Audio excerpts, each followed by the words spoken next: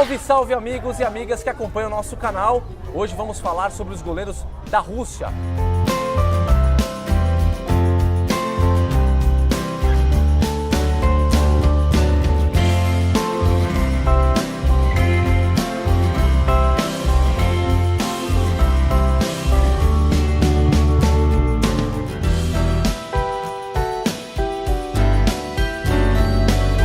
Para falar sobre esse tema interessante, trouxemos o Paulo Guilherme, jornalista e escritor. Paulo, seja bem-vindo. Obrigado, viu? Obrigado mesmo. Bem-vindo, Paulo. Obrigado aí.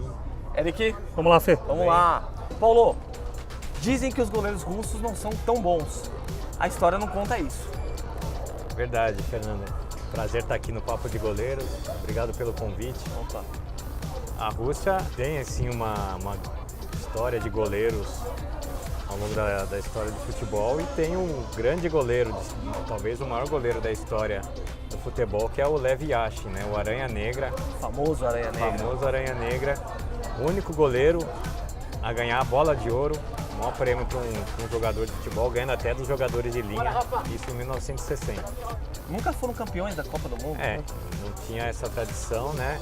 O Yashin foi tão espetacular assim que superou, né, até grandes jogadores de sua época e arrebatou esse prêmio. O que ele tinha de diferença que você via nos outros goleiros? Ele tinha uma técnica de estar sempre bem posicionado, né? Uma frieza nos lances mais decisivos assim e era muito atlético também, né? Então ele se destacava muito na posição por isso. Ele é um goleiro forte. Não chegava a ser muito alto não, Fernando. Mas era muito atlético assim, né? Muito treinado no frio de Moscou, né? Então, Sabe uma coisa que eu achei interessante, Paulo? Eu tava vendo, o Yashin, ele era um goleiro que tinha já uma mentalidade avançada. Ele já era um goleiro que se preocupava em jogar avançado, Sim, né? Ele já fazia a linha lá em cima, de líbero. E é uma coisa que hoje a gente considera como uma evolução do goleiro. Isso não chegou no Brasil, tá chegando no Brasil isso, né? Na Europa se usa muito.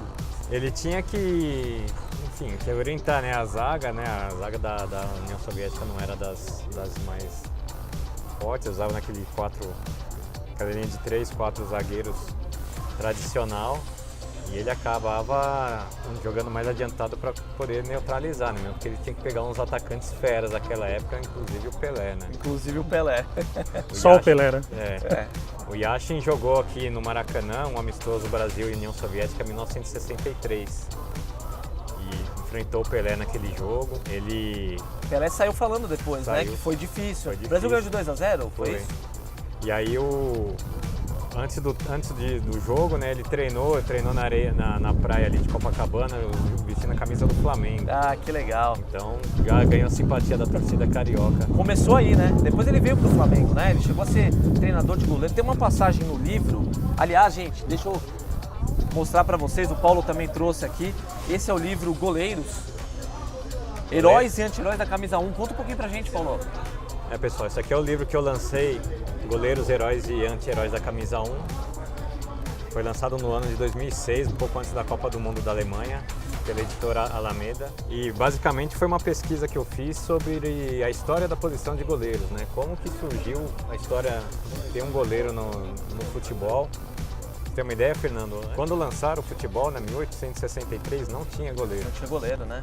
Nos primeiros anos de futebol não existia a figura específica de um jogador que vai se vestir diferente. Ele é o único que pode pegar com a mão. Isso só apareceu 8 anos depois, em 1871. Enfim, eu fui fazendo essa pesquisa toda, desde os anos 1900, 1910, 1920, até chegar aqui no século 21, né? E como é que a posição foi evoluindo. Quem foram os grandes goleiros de cada década, como é que o Brasil nesse meio, né, nessa história se posicionou, né? Porque durante muitos anos, principalmente quando eu era criança, né, nos anos 70, a história era que o Brasil não tinha goleiro bom, né? A história era que goleiro bom era o Uruguai, o Paraguai, o argentino. Que era goleiro louco. Os goleiro louco. Tem que ser louco, né? Porque o que acontecia? O Brasil era forte, né, e muito destacado no ataque. Aí ia jogar Libertadores, Copa América, esses jogos contra equipes sul-americanas que ficam só na defesa e a gente martelando e o goleiro lá se virando. Então se destacava muito mais. É verdade, verdade. Então criou-se o mito que não, bom é o goleiro argentino, uruguaio, do Paraguai. E aí os clubes aqui normalmente contratavam muitos desses goleiros, né? De fora, é verdade. A gente teve lá o Serras no Santos, o goleiro Ortiz no Atlético Mineiro. Isso foi em Nos anos 70. 70, né? É. Tivemos vários outros goleiros que o Flamengo teve goleiro estrangeiro, sul-americano também. Então, assim, era uma coisa meio comum, né? E, na verdade, o livro mostra que não. Já na primeira seleção brasileira, 1914, o primeiro jogador que foi aplaudido, aclamado, até pela torcida adversária, o jogador do Brasil, era o goleiro Marcos Carneiro de Mendonça. Se um grande time começa com um grande goleiro, a seleção brasileira nasceu com um grande goleiro. Por que você acha que teve a mudança agora de os goleiros brasileiros ser considerados mais técnicos? Mudou, e o brasileiro já não aceita tanto goleiro estrangeiro, né? Caiu o mito, né? Eu acho que a partir da conquista da Copa de 94 com o Tafarel, que aí o Brasil, né, começaram a ver que o Brasil realmente tem um grande goleiro que abriu o mercado na Europa. Os clubes da Europa começaram a ver que além de jogador de linha, o Brasil tem jogadores bons no gol, né? A escola de goleiros, de preparação de goleiros que começou desde 1970 até hoje, o Brasil foi sendo referência nisso. Pô, depois o Tafarel teve Dida se destacando na Europa, Sim, é verdade. Júlio César, né? Vários outros goleiros, até o próprio Elton foi pra lá e fez sucesso lá, o Gomes. Atualmente o Ederson, né? Tá no Manchester City. Sim, um goleiro que pouca gente conhece aqui no Brasil, verdade. né? O Ederson saiu do São Paulo meio que, não escorraçado, mas o São Paulo não quis o cara e viu o que ele tá fazendo fora agora. Exatamente, está na O goleiro mais seleção. caro do mundo, né? Mais caro, a maior transação de goleiros da história do futebol. Eu lembrei de uma passagem do livro que conta que o Gilmar foi um apreciador do futebol do Yashin, né? Exatamente, né? Tem um capítulo que a gente coloca os dois lado a lado, porque o desenho aqui do grande cartunista, ilustrador Batistão, o Gilmar e o Yashin, né? Sensacional. Foram, sem dúvida, os dois maiores goleiros Sem dúvida. do mundo nessa época, anos 50, anos 60, né? E da história também estão bem Que bacana. bem perto disso, assim. O Gilmar, sim, admirava muito o Yashin e vice-versa. Eles eram muito entendeu? parecidos na forma como jogavam, né? Sim, se destacavam muito, né, pela maneira, pela liderança também que tinha sobre a defesa, sobre a equipe de uma maneira geral, né. O mundo sempre teve bem servido de goleiros, né. E o Brasil, eu acho que atualmente a gente teve um problema recente, né, que a gente teve uma geração fantástica. Imagina se levar para uma Copa do Mundo Marcos, Rogério Ceni e Dida. Os três na mesma seleção. E não sabia quem que poderia ser o titular. Porque Com o qualquer Júlio um dos César ainda como quarta opção. É. Então, assim, e a gente ficou com esses três aí que sucederam o Tafarel durante um bom tempo, né? E batendo recordes, tornando ídolos nos clubes que jogaram. O Marcos no Palmeiras, grande ídolo. O Rogério no São Paulo, né? Recordista e goleiro artilheiro. O Dida primeiro no Vitória, no Cruzeiro e a consagração no Corinthians, né? Tivemos uma ressaquinha depois, né? Tivemos. A gente teve o Júlio César, muito bom, excelente goleiro, mas que infelizmente não foi bem nas Copas do Mundo que disputou. E outros mais ou menos, né? Doni, Gomes. E agora o Brasil tem vários goleiros muito bons mesmo. Mas também a gente não tem aquela unanimidade, né? Não temos. Uma discussão muito grande com relação ao goleiro titular no Brasil. A gente escuta aqui mesmo, aqui na Academia do Zete, só tem goleiros, a gente vê opiniões muito diversas com relação a isso. E acaba sendo a função de confiança do treinador, né? O Tite está apostando no Alisson, que já era o goleiro do Dunga, né? Mas, olha, se ele botar Marcelo Groi, Cássio, Ederson, Diego Alves, Fernando Praz... Tem uma lista grande. Uma lista grande, assim, de... O próprio Fábio do Cruzeiro também, exatamente. Né? O próprio... Quem imaginava, né? Machucou o Praz, botou o Ederson, né? O Everton. O Everton. Ele foi bem, né? O Everton do Atlético, pô, campeão olímpico, Bem. pegando pênalti em final no Maracanã, entendeu? Como você definiria um bom goleiro? Eu Quais são acho- as características? Segundo o professor Raul Carlesso, que foi um dos precursores da preparação de goleiro, junto com o professor Valdir de Moraes, e escreveu um livro sobre isso, ele listou 29 características para você ser um grande goleiro. E é tanta coisa, além de colocação, agilidade, liderança, reflexo e tal. Se um cara cumprir aqueles 29 itens, ele é o super-homem. É o perfeito, né? Ele é o homem de aço, ele só é. falta voar mesmo. Mas eu acho que para ser um grande goleiro, né, tem que ter assim, boa colocação, explosão, reflexo rápido, liderança sobre o grupo, né? Tem que falar, não tem jeito. Sorte também. Né? Sorte. Você vê, recentemente, pô, Fernando Praz ia realizar o sonho dele, jogar na seleção, uma Olimpíada no Brasil, se machuca. Entra um cara que ninguém espera, ninguém conhece, um goleiro vindo do Acre e é campeão olímpico e entra pra história, entendeu? Voltando a falar de goleiros da Rússia, além do Yashin, o grande Aranha Negra, qual que é um segundo goleiro que você coloca aí como um fenômeno? Eu acho que o grande herdeiro do Yashin foi o Rinat Dassaev, o goleiro da Rússia que jogou a Copa de 82, jogou a Copa de 86 e jogou a Eurocopa de 88. Um goleiro fantástico, frio, super bem colocado e que não tinha um time à altura. O time era muito bom, o time da União Soviética, tanto que chegou longe, né? Foi, se não me engano, foi vice-campeão, né, na Eurocopa. Foi bem, né? Fez boas partidas nessas Copas do Mundo. E o Dassaev era fantástico, assim. Então, pra vencer o Dassaev, só com golaço, cara. Só com golaço. Aí a gente lembra do gol do Sócrates. Gol do Sócrates. Aquela virada do Brasil em 82. É verdade. O gol do Sócrates e aquele gol absurdo do Éder, que ele levanta a bola e chuta e o Dassaev nem se mexe. A gente fala, o que é isso? Mas ali nós estamos falando do Brasil de 82, né? Só assim, senão o Brasil não ia ganhar aquele jogo, cara. Não, só com golaço, entendeu? Assim, o Nelson Rodrigues diz que toda unanimidade é burra, né?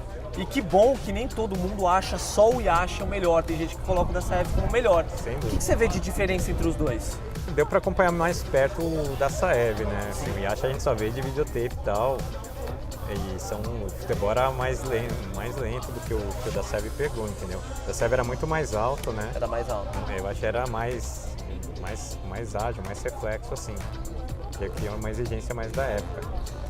Mas não dá para superar o Yashin, né? Assim, a importância que ele teve, até para ser um precursor da escola de goleiros da União Soviética.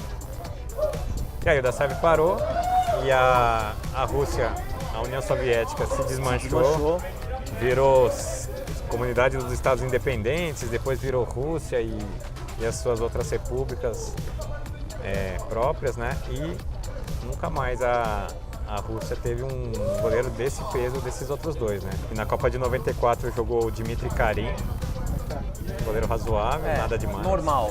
Normal. Depois jogou, acho que Oshibikov, um goleiro também nada demais. E recentemente, atual goleiro é o Igor Akinfev, que é um grande goleiro, está no CSKA, porém na Copa do Mundo ele tomou um frango tão ridículo. Contra a Coreia? Contra a Coreia, o verdadeiro mão de alface, né? O coreano chutou a bola, bateu na mão dele e entrou. Mas quem nunca tomou um frango, né? Pois é. Pois é, mas que na Copa do Mundo marca, né? E eliminou a Rússia, entendeu? Então, o Gilmar dos Santos Neves falava isso, o goleiro que nunca tomou um frango não pode falar que é goleiro, entendeu? Faz parte. Então vamos ver, vai ser curioso ver agora o que essa falha atingiu o Akinfev para ver como ele vai reagir agora nessa próxima Copa do Mundo, que a Rússia vem como país sede, como, enfim, tentar fazer bonito no Mundial. No mínimo passar para a próxima fase, né? Tem condições de fazer honrar a história dos seus antecessores. Paulo, qual que é a sua expectativa para a Copa do Mundo? Eric, eu acho que essa Copa vai ser interessante porque a gente vai ter alguns grandes goleiros disputando ela e uma ausência muito sentida que é do Buffon, né? É verdade. Ele ia bater o recorde de 6 participações em Copas do Mundo, né? A primeira em 98 ele só ficou na reserva. Tem o Neuer como grande nome nessa posição, né? Campeão do mundo, goleiro, eu chamo goleiro do século XXI, que está do século XXII, né?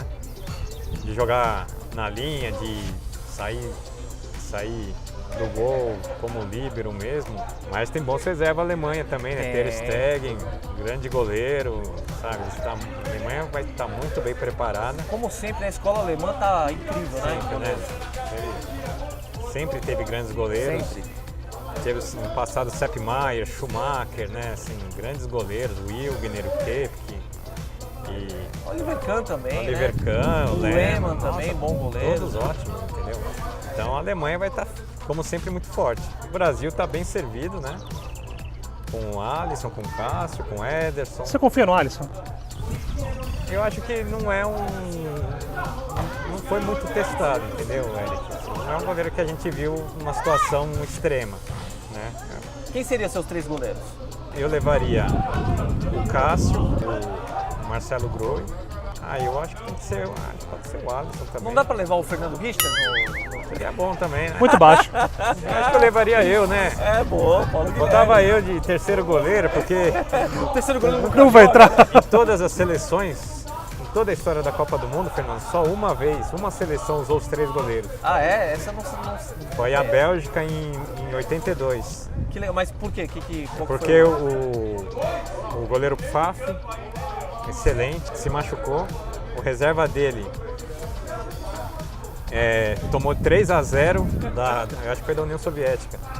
E aí ele começou a não ter medo de pular na bola no treino, os caras tiraram ele e botaram o terceiro goleiro. Caramba, isso é interessante. Só 3 goleiros. Então o terceiro goleiro, na verdade, tanto faz, entendeu? Tanto Se faz. me lembrar que você quiser ir, Fernando, a gente vai passear na Rússia, tomar umas vodkas. Vamos lá, pô, vamos todos nós lá, a gente reveza. Quem vai ser o terceiro goleiro? E o Brasil, né, só uma vez usou o reserva, que foi o Rogério Ceni naquela Copa de 2006, que o Contra o Parreira, Japão, né? o Parreira colocou ele para jogar contra o Japão nos minutos finais. Eu não vejo nenhum super goleiro para ser o titular indiscutível, eu entendeu? concordo, eu também. Eu não vejo. Eu também. Eu não vejo. Eu até antes eu tinha o Diego Alves como meu goleiro preferido, mas o Diego Alves veio pro Brasil, caiu demais e não é por culpa dele não. Eu acho que a preparação dele tá ruim. Mas é um goleiro que você levar também resolve. Entendeu? Resolve. E é muito experiente, pode ser uma opção também. Verdade. Então vamos ver, a gente vai ter meio ano aí de Alisson na Roma, na Europa, que vai ser importante também, para ganhar experiência. O Brasil vai pegar uns amistosos mais difíceis agora. Precisa. Porque É um teste. treinar contra a seleção sul-americana, a gente já viu que funciona. Não, se E quiser outra coisa, contra a gente aqui na Fechando Gol, a gente monta. Pô, e também não tem pode deixar a defesa exposta, como aconteceu no Brasil e Alemanha, né? Concordo. Se o Brasil fechar ali, É verdade. você não vai crucificar um goleiro como que aconteceu com o Júlio César, que acabou entrando para a história como o goleiro que tomou mais gols num jogo de seleção brasileira. Não só de Copa do Mundo, né? Juntando tudo. Você acha que a gente esquece o 7-1 nessa próxima Copa? Não. Espero que não. Isso é uma lição para jamais Pra esquecer. vida, né? Nunca tem que ter sempre isso na cabeça, entendeu? É verdade. O futebol é competitivo, você não pode desandar. Se a coisa começar a dar errado, tem que dar um jeito de parar o jogo, calmar, segurar a bola, consertar. Não tem como, a gente não pode passar por isso de novo. Não vejo um grande nome assim, né? Tirando o Neuer, um grande nome, né? Assim, a Inglaterra tem o Joe Hart também, que vive falhando. Verdade. A Ele França- é bom goleiro, ele é bom goleiro. É. Tem uma técnica boa, inclusive. Eu acho ele mais técnico do que o Neuer até. Mas ele falha bastante. A França tem o Loris também, que não é um Barthez Não vai da ser um vida. Barthez, né? Mas a Copa do Mundo do Brasil surpreendeu, que a gente teve grandes goleiros, grandes histórias de goleiro, né? Então, né, teve o goleiro da Nigéria, era muito bom. Teve a história do Mondragon Mondragon jogando. jogou com 42 anos, né? A última Copa. A gente não conhecia o Navas, goleiro da Costa Rica, também É. excelente. Então, eu acho que vai ser outra oportunidade de a gente se surpreender com esses camisa 1 aí. Legal, legal. Paulo, te agradeço. Eu que por agradeço, ter vindo, gente. por ter participado aqui do Papo de Goleiro. Obrigado, Foi parabéns muito pelo bacana. canal. Acho vocês fiquem ligados aí com as novidades do Papo de Goleiro, que vem muita coisa boa por aí. Com certeza vem mesmo. E quero avisá-los que eu acho que o livro não está mais à venda, né, Paulo? Infelizmente o livro físico aqui pra gente pegar e abrir não tem, mas na Amazon, você procurar lá goleiros, heróis e anti-heróis da camisa 1, você consegue comprar o livro para ler no seu tablet e no seu celular. E ele está atualizado, né? Está Vocês fizeram uma atualizado, atualização. fizemos uma atualização até a Copa de 2014. Tem ali, inclusive, né, essa lista final que mais de 90, mais de 100 agora, 101, 102 eu acho, goleiros jogaram com a camisa da seleção desde 1914. Que bacana. É isso aí, rapaziada. Então, como falou o Paulo, o livro físico você não encontra mais, mas pela internet você consegue encontrar a atualização que eles fizeram, que tá muito bacana, e a gente não contou aqui, né, Paulo? Você sabia que Julio Iglesias, Papa João Paulo II e Che Guevara foram goleiros? Pois é, dá uma olhadinha lá em goleiros, heróis e anti-heróis da camisa número 1. Não se esqueça, se inscreva no nosso canal, siga as nossas redes sociais e fique atento. Semana que vem tem mais vídeo, né, Eric? Mais. Um abraço.